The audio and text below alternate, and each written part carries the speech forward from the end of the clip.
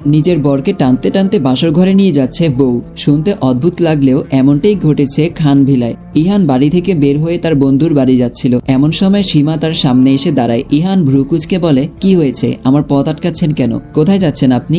সেটা তোমাকে বলার প্রয়োজন মনে করছি না।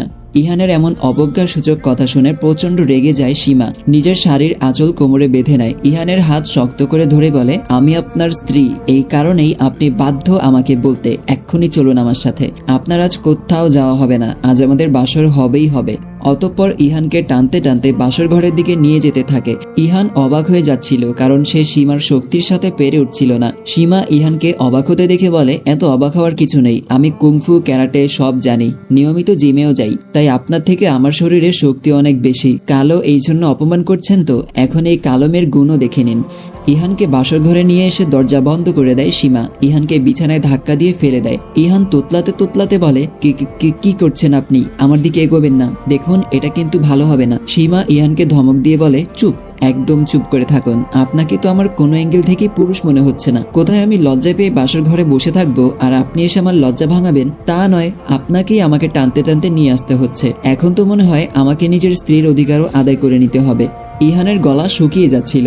জীবনে এই প্রথম এমন পরিস্থিতির সম্মুখীন হয়েছিল সে। কি করবে সেটাই বোধগম্য ছিল না তার। এমন সময় সীমা তার পাশে শুয়ে পড়ে। ইহান উঠে যাওয়ার চেষ্টা করলে সীমা বলে, খবরদার, এখান থেকে এক পাও নড়বেন না। যদি আমার কথা না শোনেন তাহলে কিন্তু আমি নিজের স্ত্রীর অধিকার দেখাবো। ইহানের উপর এই কথার প্রভাব পড়ে। ইহান আর ওঠার দুঃসাহস দেখায় না। সীমা ডেভিল স্মাইল দিয়ে নিজের ভয়ে সেলিব্রেশন করে। অতঃপর মনে মনে বলে, এভাবেই ধীরে ধীরে আপনাকে বশ করে নেব। একসময় আপনার পুরো হৃদয়ে নিজের জন্য জায়গা করে নেব। আপনার হৃদয় জুড়ে থাকবো আমি। মান্নাত বেগম নিশ্চিন্তে ছিলেন এটা ভেবে যে ইহান হয়তো তার বন্ধুর বাড়িতে গেছে। এই ভেবে সারা রাত তিনি শান্তির ঘুম দিয়েছেন। সকালে উঠে তিনি নিচে চলে এসেছেন চা খাওয়ার উদ্দেশ্যে। সোফায় বসে পা দুলিয়ে দুলিয়ে জরিনাকে বলেন, এই জরিনা, চা দিয়ে যা, তারা কেন জানি ব্যথা করছে।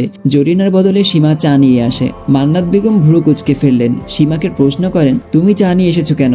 জরিনা কোথায়? আমি তোমার হাতে চা খাবো না। সীমা তখন বলে, কেন শাশুড়ি আম্মা, আমার হাতে চাতে কি কোনো অসুবিধা আছে? আমি দেখতে কালো, এই জন্য কি আমার হাতে চাও খাওয়া যাবে না? যাকে আমি ছেলের বউ হিসেবে মানি না তার হাতে চা তো দূরে থাক, পানি পর্যন্ত খাবো না। সীমা মস্করা করে বলে, আপনি না মানলে কি হবে? আপনার ছেলে তো আমাকে মেনে নিয়েছে, কাল রাতে আমাদের বাসরও হয়েছে। মান্নাত বেগম যেন ভিমরি খান কথাটা শুনে আতকে উঠে বলেন, বাসর হয়েছে মানে? ইহানের তো কালোর বন্ধুর বাড়িতে যাওয়ার কথা ছিল। এমন সময় ইহান সিঁড়ি বেয়ে নিচে নামছিল। মান্নাত বেগম বুঝতে পারেন ইহান তার মানে কোনো বন্ধুর বাড়িতে যায়নি, কাল রাতে এখানেই ছিল। মান্নাত বেগম ইহানকে দেখা মাত্রই তার কাছে ছুটে গিয়ে বলে, এটা তুই কি করলি ইহান? এই মেয়েটাকে তোর থেকে দূরে রাখার জন্য আমি কত কি করলাম, আর তুই এইভাবে আমার সব কসরত পানি করে দিলি। এই মেয়েটার সাথে বাসরও করে নিলি। এখন এই মেয়েকে আমি এখান থেকে কিভাবে তাড়াবো? তুমি চিন্তা করো না আম্মু, ওই মেয়েটার সাথে আমার কিছুই হয়নি। আমার রুচিবোধে তো নিচে নেমে যায়নি। সীমা এবার অনেক বেশি অপমানিত বোধ করে। রেগে গিয়ে ইহানের দিকে চা ছুঁড়ে মারে। ইহানের হাতে পড়ে সেই চা। ইহান আর্তনাদ করে ওঠে। সীমা ক্রোধাক্রান্তি হয়ে বলে, আমাকে নিয়ে ফার্দার আর এরকম কথা বলার সাহস দেখাবেন না মিস্টার ইহান খান। আমি সব সহ্য করব, কিন্তু নিজের অপমান সহ্য করব না।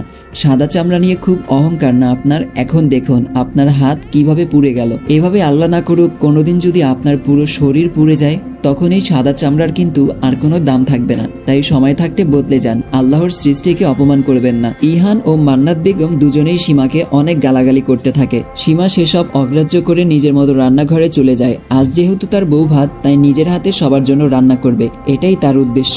রায়হান খান বাড়িতে আসা মাত্রই মান্নাত বেগম তার কানে সীমার নামে বিষ ঢালা শুরু করেছেন। সকালের ঘটনাটাকে টেনে এনে বললেন, এ কেমন মেয়েকে বউ করে আনেছো?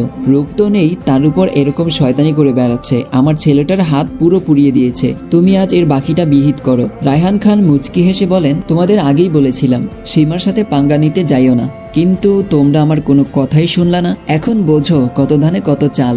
মান্নাত বেগম কোনো প্রতিকার না পেয়ে খেপে যান। রাগে বকবক করতে করতে নিজের রুমের দিকে যেতে থাকেন। কিছু সময় পরেই সীমা এক কাপ কফি এনে রায়হান খানকে দিয়ে বলেন, এ নিন আপনার কফি। এসব আমি কি শুনছি? কি ব্যাপারে? তুমি নাকি ইহানের হাতে গরম চা ছুঁড়ে দিয়েছো? এটা কিন্তু তুমি একদম ঠিক কাজ করনি। সীমা অসহায় মুখ করে বলে, আমি কি করব বলুন? যখন কেউ আমার গায়ের রং নিয়ে কিছু বলে তখন নিজেকে আর ঠিক রাখতে পারি না। একটা কথা মনে রাখবে, রেগে গেলে তো হেরে গেলে, তাই নিজের রাগকে সবসময় নিয়ন্ত্রণ করার চেষ্টা করবে, ঠান্ডা মাথায় কাজ করবে। এইভাবে রেগে গেলে ওরা তোমায় খারাপ ভাববে। তোমাকে আমি নমনীয় ভাবছি না, শুধু অতিরিক্ত রেগে যেও না, যতটা পারো পরিস্থিতি অনুযায়ী রিয়েক্ট করবে। বুঝতে পেরেছি। মান্নাত ও ইনায়া একসাথে বসে অনেক কথা বলছে। ইনায়া বলছে, আম্মু আমার তো মনে হচ্ছে না এই আপদ এত দ্রুত বিদায় হবে। ওই সীমাকে তো কোনোভাবেই জব্দ করা যাচ্ছে না। আমার মাথায় একটা বুদ্ধি এসেছে। কি বুদ্ধি? এবার লোহা দিয়েই লোহা কাটবো। সীমা ডাইনিং টেবিলে অপেক্ষা করছে সবার জন্য। আজ বৌভাত উপলক্ষে সবার জন্য নিজের হাতে বিভিন্ন রকম রান্না করেছে। এখন তার উদ্দেশ্য সবাইকে খাওয়ানো। একটু পরেই মান্নাত বেগম, ইনায়া, ইহান, রায়হান খান সবাই এসে খেতে বসেছে। সীমা সবার সামনে তার রান্না করা খাবার নিয়ে আসলে মান্নাত বেগম মুখ বিকৃত করে বলেন, এসব রান্না কি তুমি করেছো? সীমা মুচকি হেসে বলে, হ্যাঁ আমিই করেছি। কেন, আমার হাতের রান্না কি খাওয়া যাবে না নাকি? সাথে সাথেই মান্নাত বেগম, ইনায়া ও ইহান উঠে যায় খাবার টেবিল থেকে। শুধুমাত্র রায়হান খানই বসে থাকেন। ইনায়া মুখ ভেকচি দিয়ে বলেন, তুমি ভাবলে কি করে তোমার হাতের রান্না করা খাবার আমরা খাবো? আমরা কেউ এই খাবার খাবো না। সীমা কিছু বলতে যাবে, তার আগেই রায়হান খান বলেন, রোজ রোজ এত অশান্তি আমার ভালো লাগে না। সীমা, তোমার কাউকে জোরাজুরি করতে হবে না মা, তুমি আমাকে খেতে দাও, আর তুমি নিজেও খেতে বসো। খাবার যদি বেঁচে যায় পথ শিশুদের খাওয়াবো, তাও লাভ, তবুও এতে দিতে হবে না। মান্নাত বেগম গলা খাকারি দিয়ে বলেন, তুমি আমাদেরকে পথ শিশুদের সাথে তুলনা করছো? একই নিজের ছেলের জীবন নষ্ট করেছো এই মেয়ের সাথে বিয়ে দিয়ে। তার উপরে আমি কারো জীবন নষ্ট করিনি মান্নাত, তুমি নিজের ছেলেকে ভুল বোঝাচ্ছ। যাই হোক, এখন এই প্রসঙ্গে কথা বলতে চাই না। তোমার খেতে হলে খাও, আর না হলে যাও। তোমাদের সেদে সেদে খেতে বসানোর শখ সীমার নেই।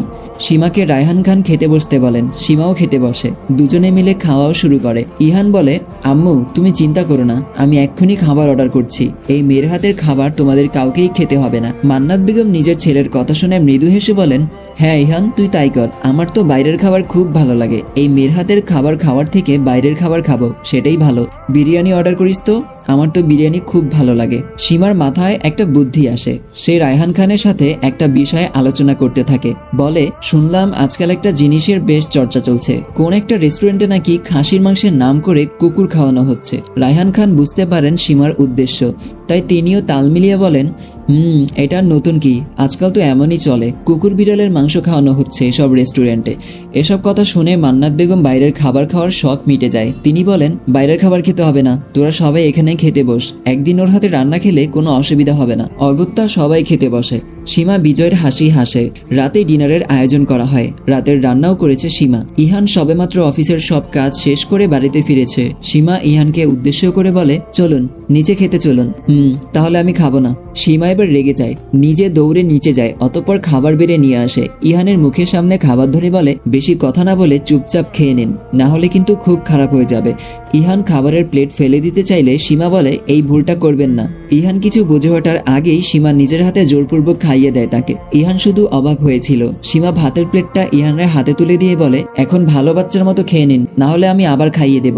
ইহান বাধ্য ছেলের মতো নিজের হাত দিয়ে খেতে থাকে। ইহানের খাওয়া শেষ হলে সীমা নিচে যায় বাড়ির অন্য সদস্যদের খাবারের ব্যবস্থা করার জন্য। রায়হান খানের সাথে বাকিরাও খেতে বসেছে দেখে অনেকটাই আশ্বস্ত হয় সীমা। রায়হান খানকে খাবার দিয়ে মান্নাত বেগমের প্লেটে খাবার দিতে যাবে, তখনই মান্নাত বলে ওঠেন, তোমাকে খাবার দিতে হবে না, আমাদের খাবার আসছে। সীমা কিছু বুঝতে পারে না এই কথার মানে। ইনায়া আচমকা বলে ওঠে, নেহা আপু চলে এসেছে আম্মু। মান্নাত বেগম খুশি মুখ করে নেহার দিকে তাকান। নেহা হলো মান্নাত বেগমের বোনের মেয়ে। এই নেহার সাথেই মান্নাত বেগম তার ছেলে ইহানের বিয়ে দিতে চেয়েছিলেন। মান্নাত বেগম বলেন, আয় নেহা আমার পাশে বস। নেহা এসে মান্নাত বেগমের পাশে বসে। তার হাতে একটা টিফিন বক্স ছিল, সেটা ডাইনিং টেবিলে রেখে বলে, আম্মু বিরিয়ানি রান্না করে পাঠিয়েছে, তুমি নাকি খেতে চেয়েছো? দে, এই তো আমাদের খাবার এসে গেছে। নেহা রায়হান খানের সাথে কুশল বিনিময় করে বলে, আসসালামু আলাইকুম খালু, কেমন আছেন আপনি? আলহামদুলিল্লাহ ভালো, তোমরা সবাই কেমন আছো? জি আলহামদুলিল্লাহ। রায়হান খান সীমার দিকে ইশারা করে বলে, তোমরা তো কেউ ইহানের বিয়েতে আসলে না। যাই হোক, এই হলো সীমা, ইহানের বউ, আমার পুত্রবধূ। নেহা সীমার সাথে কুশল বিনিময় করে বলে, কেমন আছেন ভাবি? আপনার সাথে মনে হয় আমার পরিচয় নেই। আমি নেহা, আমিও আপনার এক প্রকার ননদ। সীমা মৃদু হেসে নেহার সাথে কিছু কথা বলে। সীমার রুমে সেই ওয়াশরুমে চলে গেছিল ফ্রেশ হতে। ওয়াশরুম থেকে বের হয়ে নেহাকে রুমে দেখে চমকে যায় সীমা। নেহাকে স্বাভাবিক লাগছিল। সীমাকে দেখে নেহা বলে, আপনার সাথে পরিচিত হতে আসলাম। দুজন মিলে অনেকক্ষণ গল্প করে। অতঃপর নেহা সীমাকে এমন কিছু কথা বলে যা তার ধারণার বাইরে ছিল। নেহা বলে, আপনি জানেন কিনা জানি না ভাবি, আপনার শাশুড়ি মানে আমার খালা খালা ইহান ভাইয়ার সাথে আমার বিয়ে দিতে চেয়েছিল। আমার পরিবার থেকেও ইতিবাচক সাড়া ছিল, কিন্তু খালু এর মাঝে আপনার সাথে ইহান ভাইয়ের বিয়ে ঠিক করায় এটা নিয়ে অনেক ঝামেলা হয় আমাদের মাঝে। খালার সাথে আমার মায়েরও অনেক কথা কাটাকাটি হয়, এই নিয়ে অনেক কিছু হয়ে গেছে। এখন যখন বিয়ের পর ইহান ভাইয়া বিয়েটা মানছে না, তখন খালা আমার সাথে আবার ইহান ভাইয়ের বিয়ে দিতে চাইছে। আমার মায়েরও সেটাই ইচ্ছে। সীমার মোটেও ভালো লাগে না কথাগুলো শুনে, তবুও সে বলে, আপনার কি ইচ্ছে নেহা? আপনিও কি চান ইহানকে বিয়ে করতে? নেহা প্রায় হেসেই দেয় এসব কথা শুনে। হাসি থামিয়ে বলে, একদম না, আমার তো অন্য কাউকে পছন্দ। মানে আমার একজন বয়ফ্রেন্ড আছে। আমি তো মাঝখানে খুব চিন্তায় ছিলাম যে আমুন আবার ইহান ভাইয়ের সাথে আমার বিয়ে দিয়ে দেয়। তাই তো তোমার সাথে ইহান ভাইয়ের বিয়ে হয় সব থেকে বেশি খুশি আমিই হয়েছি। সীমা নিশ্চিত হয় নেহাকে নিয়ে তাহলে আর কোনো অসুবিধা নেই। নেহা সীমার কাছ থেকে বিদায় নিয়ে রুম থেকে চলে যায়। আসসালামু আলাইকুম এভরিওয়ান, আজকের পর্বটা এখানেই শেষ করছি। আর হ্যাঁ, কিছু ঝামেলা চলছে আমার, সেই কারণে গল্পগুলো দিতে একটু লেট হচ্ছে। সো প্যারানাই চিল, তো চিন্তা করবেন না, আমি প্রতিদিন গল্প দেওয়ার ট্রাই করব। সো দেখা হচ্ছে পরবর্তী ভিডিওতে। সবাই সুস্থ থাকবেন, ভালো থাকবেন, আল্লাহ হাফেজ।